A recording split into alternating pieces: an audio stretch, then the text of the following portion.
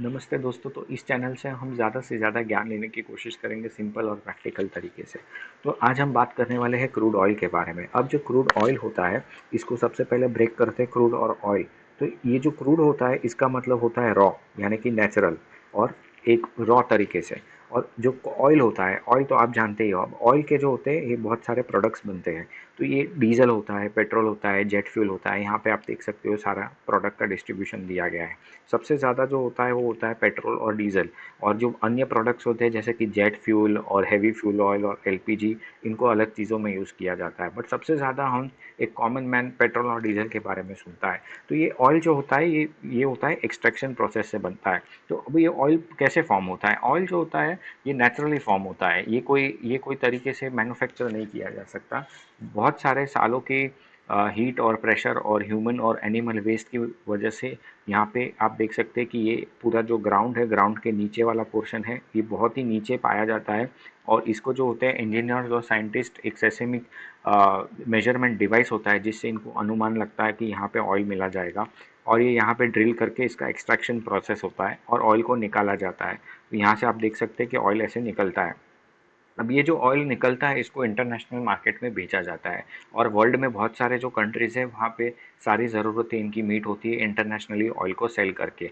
अब ये ऑयल होता है वो वर्ल्ड में हर जगह तो इवनली पाया नहीं जाता है। तो जहाँ पे पाया जाता है वहाँ पे ज़्यादा होता है, वो इंटरनेशनल मार्केट में सेल करते हैं। और जो कंट्रीज़ है जैसे कि इंडिया है, तो हम ज़्यादा से ज़्यादा ऑयल इम्पोर्ट करते हैं क्योंकि हमारे खुद के पास ऑयल ज़्यादा नहीं होता है।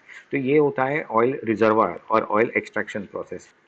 अब आगे चलते हैं हम और देखते हैं प्राइस के बारे में। तो अब ये जो क्रूड ऑयल होता है इसका जो प्राइस होता है इंटरनेशनल मार्केट में, इसको कुछ यूएसडी पर बैरल के फॉर्म में बेचा जाता है। तो अभी एक बैरल जो होता है वो मान लीजिए आप करीबन करीबन 159 लीटर्स होता है। तो अब 159 लीटर्स या 160 लीटर मतलब क्या होता है? एक एक पानी का बॉटल जो आपका होता है वो होता है 1 लीटर का। तो ऐसे 160 लीटर पे एक बैरल बना जाता है। और बैरल क्या होता है? बैरल कुछ ऐसा होता है, ये एक टाइप का बैरल है, ठीक है। तो ये बैरल होता है। अब इसके अंदर 160 लीटर्स आता है। और ये यहाँ पे जो प्राइस देख रहे हो आप लेफ्ट साइड पे, तो यहाँ पे लेट्स से ये 119 है, तो 119 यूएसडी पर बैरल, मतलब कि 159 लीटर्स ऑफ ऑयल हो गया आपका 120 के आसपास। अगर इसको हम 120 लेते तो ये आपका यूएसडी में प्राइस होगा। अभी इसी को अगर आप रुपीज़ में करोगे तो मान लीजिए कि ये $100 जो है इसका 76 रुपीज़ प्राइस चलता है। तो इसको कुछ मल्टीप्लाई करेंगे तो कुछ जो अमाउंट आएगा, तो ये इतना रुपीज़ पर लीटर पे इसको इंडियन मार्केट में मिलेगा। लेकिन क्या यही प्राइस होता है क्या? तो इसको समझते हैं सबसे पहले कि ये जो ऑयल का प्राइस होता है, यहाँ पे आप देख सकते हैं कि ये जो है वो पूरा फ्लक्चुएट कर रहा है। तो ये फ्लक्चुएट क्यों कर रहा है? अब ऑयल का प्राइस जो होता है ये इकोनॉमी से बहुत ज़्यादा डिपेंडेंट होता है। तो जब भी कोई बड़ी चीज़ होती है, जैसे कि मान लीजिए रिसेशन आता है, अब ये 2008 की साल थी, तो यहाँ पे आप देख सकते हो कि ऑयल का प्राइस बहुत बढ़ गया है।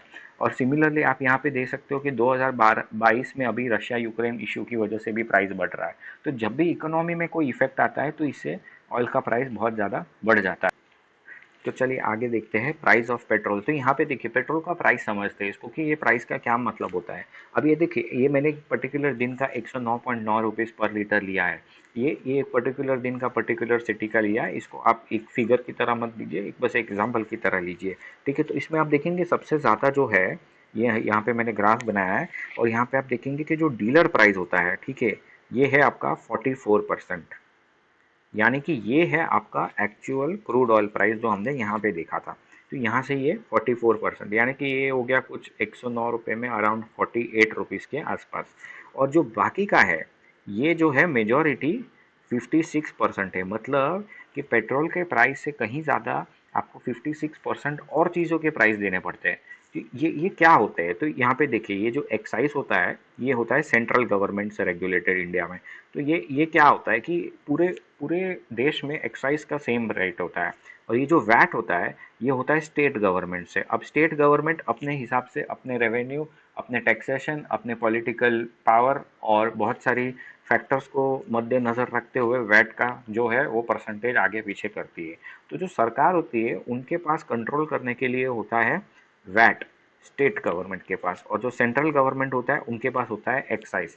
और ये डीलर कमीशन और सेस अलग चीज़ है। अभी डीलर कमीशन क्या होता है, तो ये जो जो तेल होता है ये बेसिकली इंटरनेशनल मार्केट में लिया जाता है, और फिर इसको जो पेट्रोल पंप होता है, वो पेट्रोल पंप ही तो डीलर है ना उसका, तो वो जो डीलर होता है उसको खुद को भी तो कुछ प्रॉफिट कमाना होता है।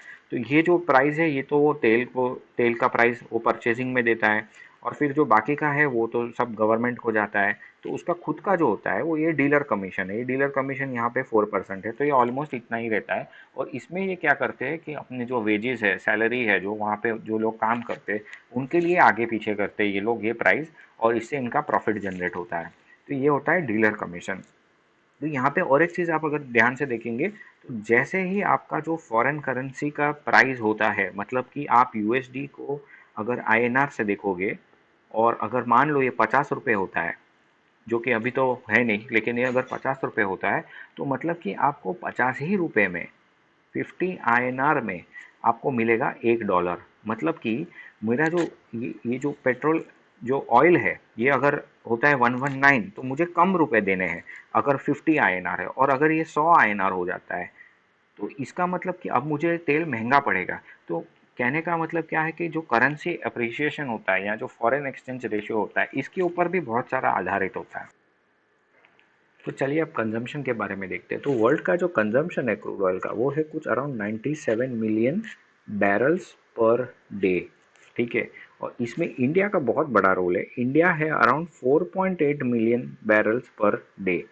इसको समझने के लिए आसान भाषा में आप ये कर सकते हैं कि मिलियन जो होता है वो होता है 60, और बैरल जो होता है वो होता है आपका 159 लीटर्स, ये हमने पहले ही देखा था। तो ये इतना पर डे कंजम्पशन है। और इस ये भी जो है ये 5 से लेके 8% ग्रो होता है एवरी ईयर। यानी कि हमारा जो डिपेंडेंसी है पेट्रोलियम और ऑयल प्रोडक्ट्स पे वो बढ़ते रहता है, और वो भी बहुत ज़्यादा है। तो हम इंडिया में जो है वो इम्पोर्ट 84% के अराउंड ऑयल करते हैं। तो इंडिया थर्ड लार्जेस्ट इम्पोर्टर है वर्ल्ड में। और एक्सपोर्टर्स में अगर देखें तो सबसे बड़ा जो एक्सपोर्टर होता है वो है सऊदी अरेबिया।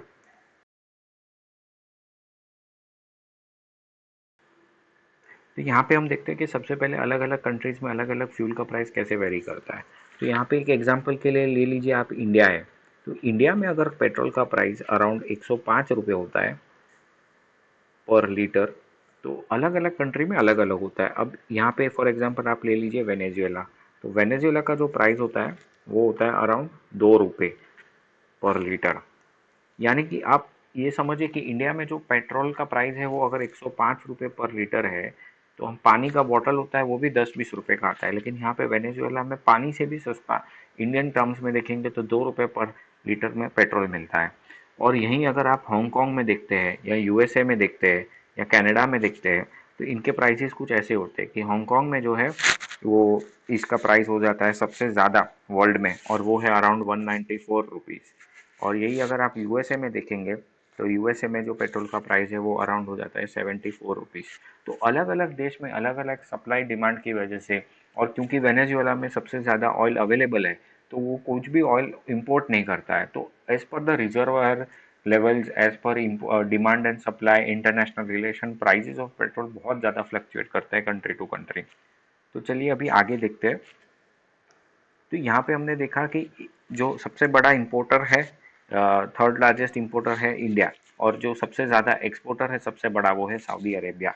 तो अब होता ये कि इंटरनेशनल मार्केट में क्योंकि अलग अलग कंट्रीज़ के पास अलग अलग तरीके से ऑयल होता है, और डिमांड और सप्लाई और फॉरेन एक्सचेंज, तो ये बहुत ही ज़्यादा कॉम्प्लेक्स प्रोसेस हो जाता है क्रूड ऑयल का प्राइस डिटरमाइन करना, और ये रखना कि एक ही प्राइस हो। तो इसके लिए क्या किया गया है, इसके लिए एक फॉर्म किया है ओपेक कमेटी को।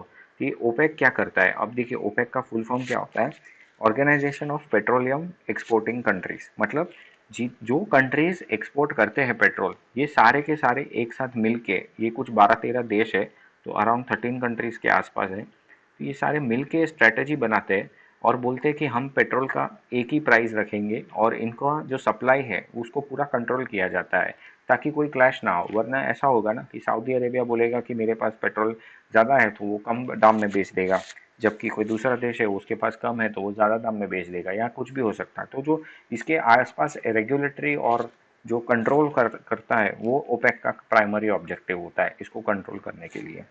और अब यहाँ पे ये देखिए कि जो इंडिया है, इंडिया के पास तो वो सबसे ज़्यादा जो तेल है वो सऊदी अरेबिया से लाता है और यूएसए से लाता है।